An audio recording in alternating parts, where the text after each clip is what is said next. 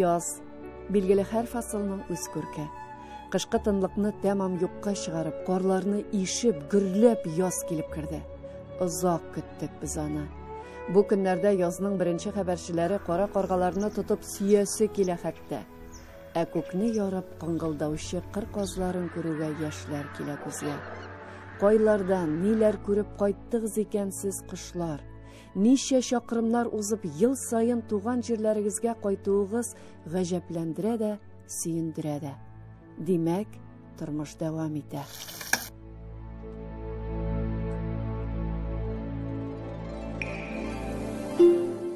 Юл газабы, гүр газабы ди татар мәкале. Ничек кенә булмасын, юллар тарта. Менә без кабат юлга чыктык. Хәзер без Киров өлкәсе Малмыш районы Яңа Исмәил авылында.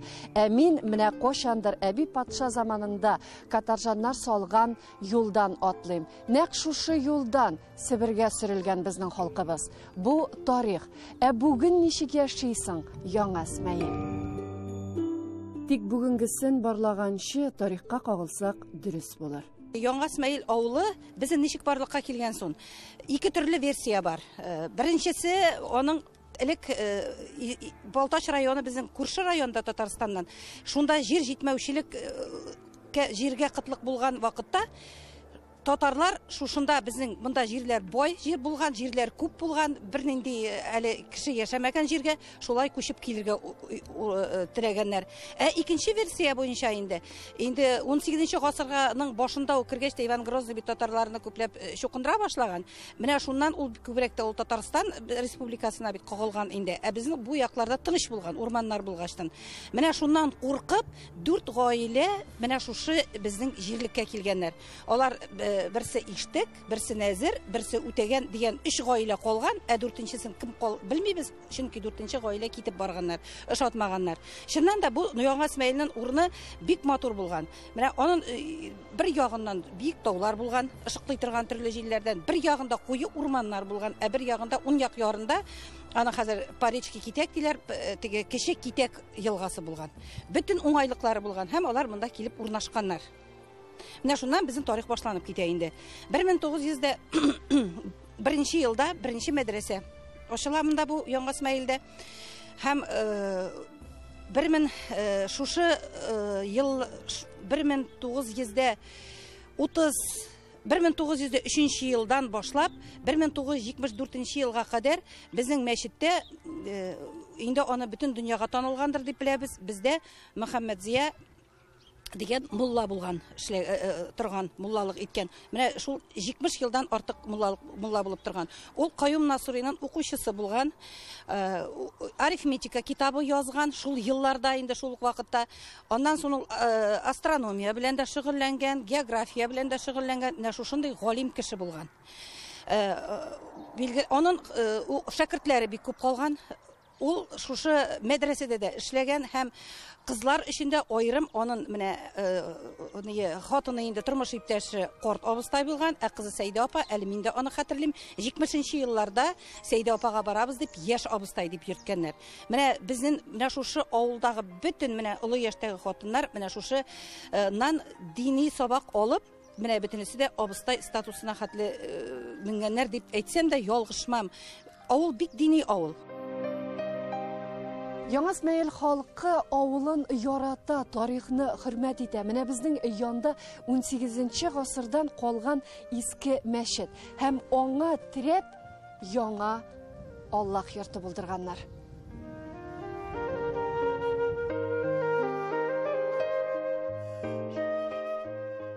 Алдагы буын белә, яңа буынның әйтегендә алдагы буынның үзенең тарихи иде, яңа буынның әлхәмдүлилләh үзенең тарихы шулай бит. Biz шушы иске буынны дагы элеккеге буыннарны да саклар өчен иске мәчетне калдырырга шушындый карар кылдык һәм инде беләбез шәригатыбызда кемдә кем инде көч кертсә, ул инде аңар савап булып, садака булып язылып бара. Шушы нияттән инде иске бинаны да саклауга карар кылдык, аларга да савап барсын дип һәм шулай ук инде тарих ягыннан да шулай ук яшьләргә бер инде күрсәткеч булсынга, үзебезгә искә төшереп торырга, ничек итеп безнең хәтта авыр чорларда күрәбез бабаларыбыз борчылганнар дин өчен. Алар хәтта үзләренең йортлары салам түбәдән булса дагы мәчет бинасын иң беренче инде 3 кенә 3 кенә йорт барлыкка килсә дәген, алар 4нчесе итеп инде кулай итеп, ягъни инде гыйбадат кылырлык итеп гыйбадатхана кылганнар. Ягъни инде без мәчет дип атыйбыз, шулай бит. Яңа бинаны тырыштык, тәһаратханалар белән ул да булса инде җиһазлар кулланырга яңача заманча. Шу уңайдан яңа бинаны иске бинага терәп, бер-берсенә инде шушылай хезмәт итерлек бер бина барлыкка килде инде. Аллаһның рәхмәте белән. Халык кишеләндер инде бу. Әлбәттә, бөтенесенә халык кеше белән шәнелде. Аллаһ Субханаһу ва Тааляның рәхмәте авылыбызның халык кеше белән шулай ук инде. Читтән, төбәктән булышучылар, хәтта җылы сүз белән булышучылар дагын, ул дагын бик зур этәргеч. Сүздә юк, авыл халкы чыннан да бик гади, эшчән, күркәм гамәлләр кылып гомер итә. Һәр башлангычны күтәреп алырдай көчле ул кызлары бар аның. Менә шундыйларның берсе Илгиз Фәсхетдин улы Бөрханов. Ул шушы авылда үсеп дәрәҗә алган кеше. Безнең күк кешеләр арасыннан начальник түгел, әтисе, әнисе, туганнары бер кеше түгел. Безнең кеше арасыннан тоже кемдер bir кеше булса да бит менергә тиеш. Менә мин шул димән. Мин бит инде колхозда укытучыга укып кайттым да 80 сум зарплата. Мине ул не устраивала. Мин киттем сыер савырга колхозга. Фирмада сыер саудым, тирис чыгардым. Тракторист, комбайнер. Менә Шулай дип үстегез. Әйе? Бу сөт заводы турында кыскача сөйләп китегез әле менә аның эшләмәге турында. Без колхозлардан süt җыябыз. Ясыйбыз продукция. Süt üstü, простокваша, мой, творог. Сырдан башка бөтен әйбердә. Ни өчен нәкъ менә шушы эшне җайга салдыгыз? Bütün biz монда кергәндә 200 литр süt бар инде. Монда теге элекеге руководствоны әйтмиләр бит, ул вакытта шулай кирәк булгандыр инде. Тәк бер кибет бар, шунда бер 200-300 литр süt алалар. Нәрсә булса да кирәк инде. Мин мәсә комбинатта Поэтский поляныда директорым, исполнительный. Карап йөрдек тә бар үз ягынга тартайс инде. Монда кайттым, сөйләштек тә инде акцияларны. Кайсын сатып алдык, кайсын җыйдык, кайсын выпускать иттек. Bütün оборудованиены алмаштырдык инде. Нәрсә булса да булырга тиеш бит инде бездә дә. Эшлибез, чыгарабыз, продукция ясыйбыз. Күпме кешегә эш бирдегез сез монда? Безнең 45 кеше эшли. Условия очень хорошие, коллектив очень дружный, коллектив старый уже, опытный коллектив. Продукция вся натуральная, никаких добавок нет, только молоко и закваски. Это самое главное, я считаю, в настоящее время. Здесь находится фасовочный цех. Здесь производится на этом аппарате фасовка молока 2,5 и молоко 3,2. На этом аппарате фасовка сметаны и кефира. Вот вы видите, мы уже оборудовались под честный знак, QR-коды стоят. На автомате сразу все передает у нас. Монда һәр эш җайга салынган. Мәсәлән, менә монда май эшлиләр икән. Һәм аны менә шушындый савытларга тутырып, инде кибетләргә илтәләр. Бу минутта инде эш төгәлләнгән иде. Без соңгарак калганбыз. Кайларга сатасыз? Гомумән кайларда сезнең география ничек? Сатабыз. Малмыжда 2 кибет. Уже безнең продукцияны белгәч бик кат алалар. Ансы. Вятский поляныда 4, Красный полянда, Сосновкада, Кукмарада. И менә 2 кибет әле янга 1-2 ай Казанда ачтык. Бер кияү белән кыз маслозаводта, бер кияү белән кыз колхозда. И менә янга кияүгә чыкты кеше кыз. Алар Казанда кибеттә инде. Үзләре ташый, үзләре кибетче. Балагызда сезнең эшне дәвам итә. Нәрсә өчен тырыштык соң инде без? Аларга булсын бит инде. Казанны яраталар бөтенчә дә, дөрес. Казанны, Кировны. Яны просто гына бит инде балаларга аңлатасы. Мин аларны җыйдым да әйттем инде, сез Казанда тормыш качан башлана? Җомга көн кич белә. Не барыгыз җыйныгыз да җомга көн кич белә Казанга. Ял итегез. Кирәк икән балаларыгыз белән барыгыз, кирәк икән әби белән миңа калдырып китегез. Понедельник көнне сәгать 5-тә җыйган торыгыз да кайтыгыз эшкә. Менә Казан. Дөрес бит, авылда хезмәт тә итәләр, теләгәне яши, кайсысы шәһәр тормышына ияләнә, аның балалары янында. Безгә калса кулай алым. Шул уйлар белән Борхановлар гаиләсенә юл алдык. Мондый тәрбия нәтиҗәсен үз күзләребез белән күрәсе килде. Бу өйдә менә олы кыз, 3 внучка, кияү, әни, мин, карчык. Шулай була инде, Әлфия апа, ничә бала үстердегез? 5 балам булды. Бәхетле, Аллага шөкер, бәхетле. Барсының да семьялары булды, барсының да балалары булды. Килен бер үзие, килен безгә килгәч, минем балаларны үз итте.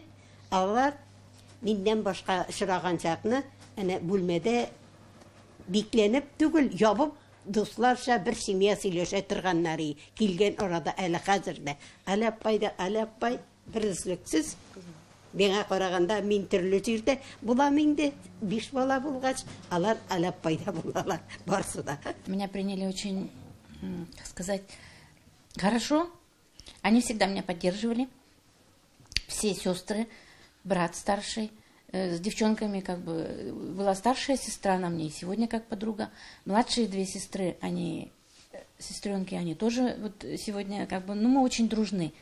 Они меня учили, вот девчонки, они были маленькие, одна училась во 2 классе, вторая училась в 4 классе. Им, наверное, тоже было интересно, все-таки русская пришла, как говорится. И они меня учили татарскому языку, мы сегодня еще вспоминаем, они учили аюбуре, аляпай как, кружка, тарелка по-татарски, сами же потом смеются, кружки теленке. Так мы и учились, как бы так и жили. Кичкене булганда, менә уйлыйсың бит, әни рушканда, мин алай ясамыйм, мин тегеле ясамыйм. Үзен үсеп җиткәч, шул ук сүзләрне, шул ук әйберләрне, шуны балаларны шулай иттереп үстерәбез. Шул ук сүзләр әйтәбез, шуны ук шулайрак буладыр, әйе. Ой, Альбина, хәзер койлардан җитшә диерсең. Хәзерге заманның Алла бу кызларны йөртә. Бер дә харап малатсы. Күп аларга бит бу ник аталары фундаментны биргән бит, йөртәләр, возможность булса йөртәсен, булмаса әйтмисен. Гаилә бик нык гаилә дип әйтәләр, бик дуз гаилә, бөтен яктан поддерживать итәләр, бөтен яктан гел шулай булсын инде ул. Амин. Үрнәк инде менә эшкә, хезмәттә дә, хезмәттә дә бөтен яктан карасаң да бөтен яктан уңган гаилә. Аллага шөкер.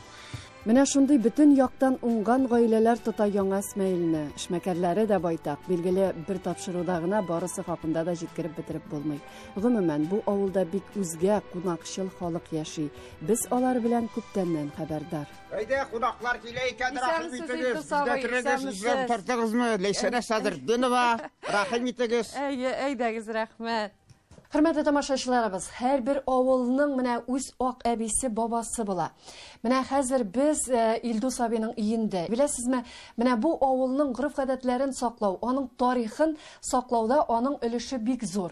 Илдус абый менә туган, һәр бер шушы авылда туган кешене исем, фамилияларын язып барган. Бу язылды. 1989 елда языла башлады. Менә шуннан күпме кеше күмелгән, барсы рәттә язылган, 1-нче, 2-нче, 3-нче рәт, 4-нче рәт дип. Һәммәсен исеме язылган, туган елы, исем фамилиясе, туган елы, күмелгән көне, вафат булган көне, и күмелгән числасы. Башка авылдан килгән кешеләр менә туганнары, балалары, абыйлары, сеңгеләре, апалары килеп сорыйлар.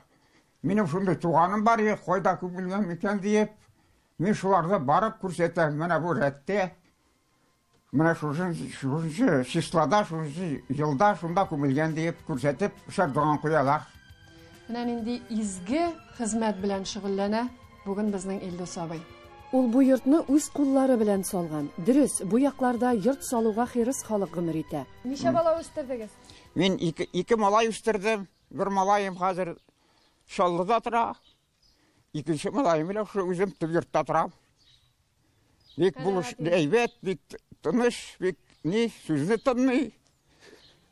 Ташламыйлар мине. Аллага шөкер. Йорттан чыгып киткәнче шушы җирлектә яратып әзерләнә торган ризык хакында сүз каттык. Илдус абый мишне ягып та җибәрде, ә килене камыр эшенә тотынды. Безнең Яңа Исмәгыйль авылында элек-электән бик яратып пешергәннәр күзикмәк бер ай ярмасыннан. Моның өчен безгә эшлеге өчен кирәк бер ай ярмасы. Козыйты кушсагыз була, бик тәмле була. Қомыр үшін бір жұмырқа, шүпре, бір шеметім, тұз, бір шай қошығы, әзгіне писук, 150 грамм süt, 50 грамм otlanmay, 300 грамм un. 21 тышынан башлайбыз.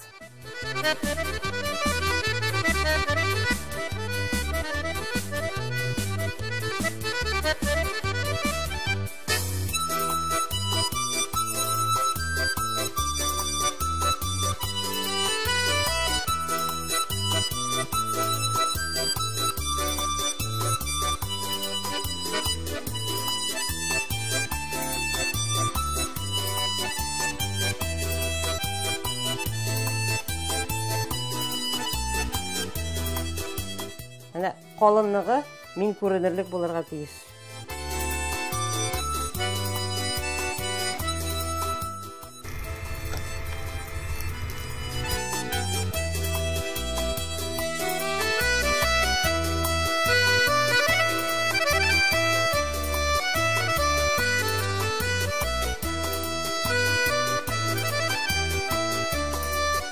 Күзікмекні алабыз, міне пішті. Тұшында солабыз, қоплап қоябыз. Жылыда тұрсын, спорланып тұрсын, жұмшақ болсын сары үшін. Қобыр пішкен арада біздің ішлігіміз де әзір болды. Ішлігімізге біз турадық қозиті. Қозитін пішірдік те, шұлпаға салып, бір ай ярмасын пішіріп бітірдік. Міне болды әзір ішлік шушынды. Тұз салдық, мой салдық тағын әзірек, отлан мойы салдым. Міне тұшыбыз, ішібіз әзір болды. Қазір ішлік салабыз күзікмекке.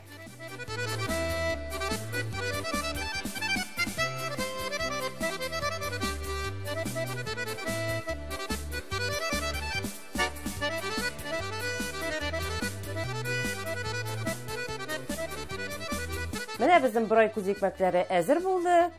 Сіз де пішірігіз, бик тәмлі ризы. Бірге-бірге матур етіп яшик. Бізге де қонаққа келігіз.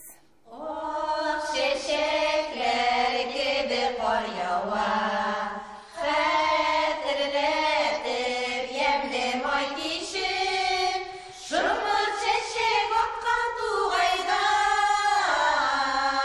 жүрген едік екеу нұр кешіп. Жұмыр шешек отқан туғайда, жүрген едік екеу нұр кешіп.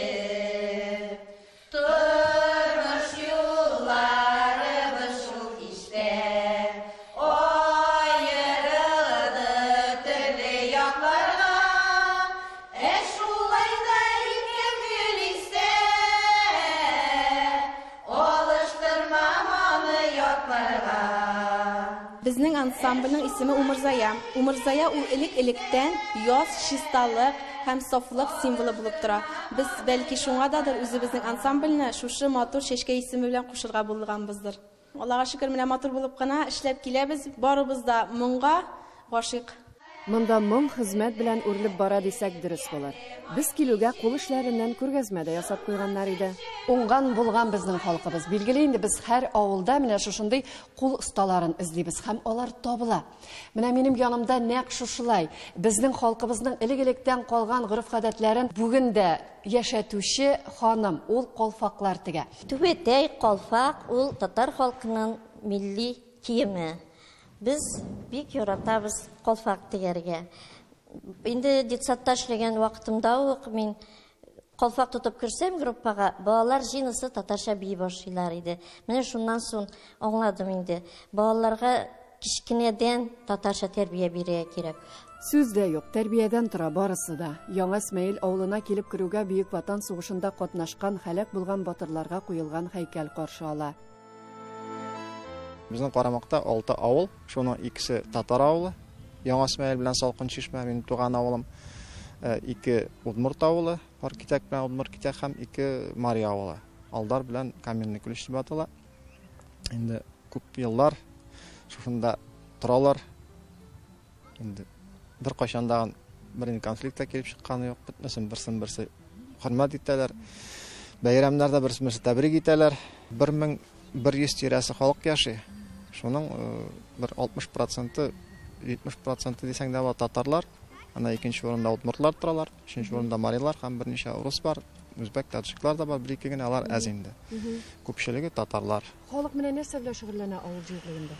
Авыл җирлегендә безнең беренче чиратта үзебезнең теге авыл хуҗалыгы ширкәте яхшы эшли. Анда эшләүчеләр бар. Булай инде эшмәкәрләр күп. Ит белән, Салкын Чишмәдә ит белән, теге төзелеш белән шөгыльләнәләр. Яңа Исмаил авылы инде бик эшчән халык. Яшьләр дә калырга күпчелек калмаса да, әмма калырга тырыша, нәрсәләр ачарга тырышалар. Инде эшмәкәрләр, яшьләр берсен-берсе һәр вакыттан ярдәмләшеп торалар.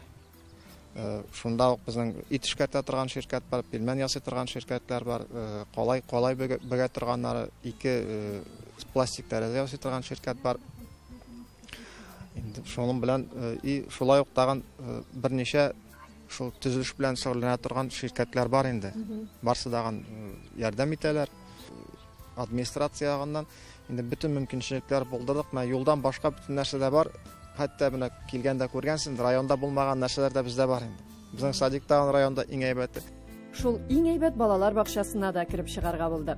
Безнең балалар бакчасын сындыгач, бездә 28 бала йөри. У нас новый детский сад, его построили в 2015 году, и в сентябре 2015 года он распахнул свои двери для маленьких жителей нашего села. Мы приняли участие во всероссийской акции по высадке сибирского кедра в честь любви, семьи и вечности. И в октябре 2021 года неподалеку от нашего села Новый Исмаиль расположен яблоневый сад, и по соседству с этим яблоневым садом мы разместили кедровую аллею. Высадили 30 саженцев сибирских кедров. Менә шулай гөрләп яши Яңа Исмаил авылы. Менә безнең бу якта ул балалар бакчасы, ә монда спорт белән шөгыльләнергә бер дигән уңайлы йорт. 2016-да монда капитальный ремонт ясадылар. Теге бөтен ремонтларны безнең депутат правил айтты инде. Без эшлибез. Менә саклап калдыгыз бүгенге көндә авылга бик калорифер белән жылыттыганы. Монда куеп пушка була бит калорифер. Шуайтып жылытты. Монда теге отоплениелар ниләр биткән. 90-нчы елларда бу бинаны шушы егетләр саклап калган. Бүген инде тирә-яклардан җыелып спорт белән шөгыльләнәләр. Ярышлар уза. Волейбол, баскетбол, футбол, теннис, штанга. Бөтен шундый нәрсә белән шөгыльләнәбез. Бер ничә дип әйтим. Бик күп җыелсалар 50-дән дә ким булмый инде. Хатын-кызлар аерым җыела. Школьниклар да ойный, зурлар да ойный, барсы да бар. Дөрес, һәр төбәкнең, авылның үз гореф-гадәтләре, үз йөзе. Иң мөһиме, шуны саклап яшәгән халкыма рәхмәт.